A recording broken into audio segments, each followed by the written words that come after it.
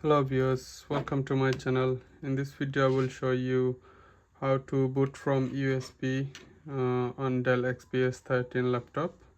So if you are trying to boot from the USB and install Windows or for any other reason, just plug in the USB and press on power button. It's at the right top corner here, and keep on pressing F12.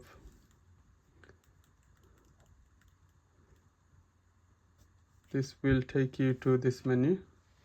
So if your laptop supports legacy boot option,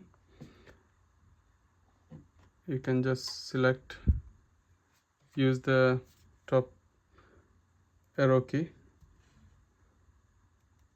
to change the settings, and select the USB storage drive device and just press enter, and you will start to boot from the USB. Just press any key to boot from USB. So I'm going to put enter, and then you will start booting from the USB.